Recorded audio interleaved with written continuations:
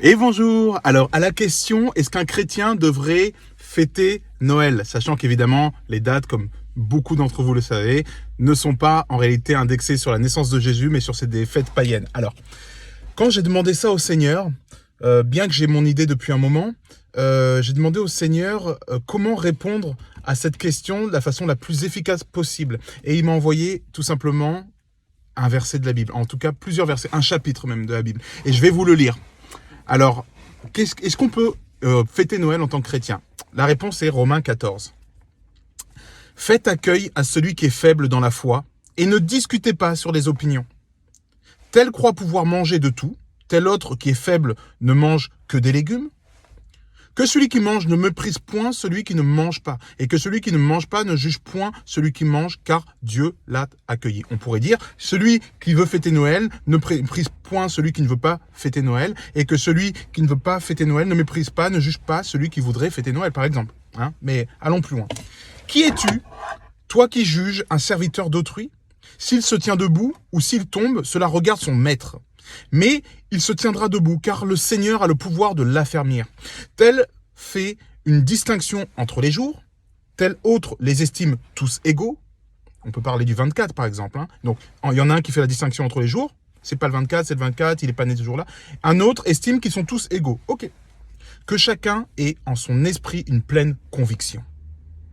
Celui qui distingue entre les jours agit ainsi pour le Seigneur. Celui qui mange, c'est pour le Seigneur qu'il mange, car il rend grâce à Dieu. Celui qui ne mange pas, c'est pour le Seigneur qui ne mange pas, et il rend grâce à Dieu. Celui qui fête Noël, il le fait en rendant grâce à Dieu. Celui qui ne fête pas Noël le fait en rendant grâce à Dieu. En effet, nul de nous ne vit pour lui-même, et nul ne meurt pour lui-même. Car si nous vivons pour le Seigneur, et si nous mourrons pour le Seigneur. C'est intéressant. Soit donc que nous vivions, soit que nous mourions, nous sommes au Seigneur. Car Christ est mort et il a vécu, afin de dominer sur les morts et sur les vivants. Mais toi, pourquoi juges-tu ton frère? Ou toi, pourquoi méprises-tu ton frère? Puisque nous comparaîtrons tous devant le tribunal de Dieu. Car il est écrit, « Je suis vivant, dit le Seigneur. Tout genou fléchira devant moi, et toute langue donnera gloire à Dieu. Ainsi, chacun de nous rendra compte à Dieu pour lui-même. Ne nous jugeons donc plus les uns les autres, mais pensez plutôt à ne rien faire qui soit pour votre frère une pierre d'achoppement ou une occasion de chute.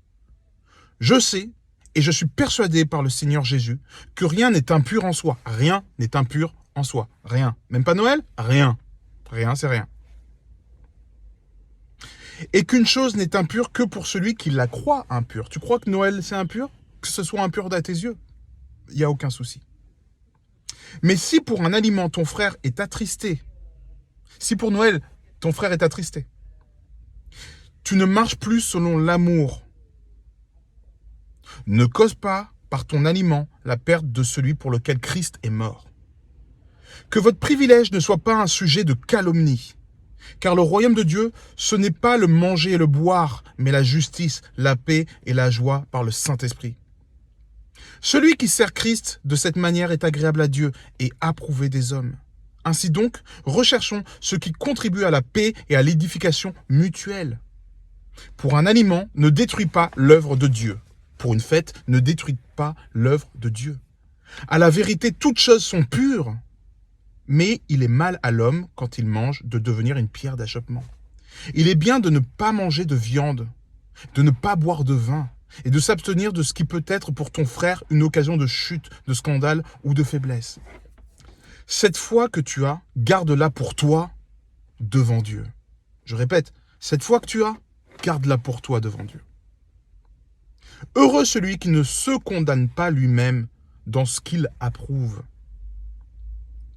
Mais celui qui a des doutes au sujet de ce qu'il mange est condamné parce qu'il n'agit pas par conviction.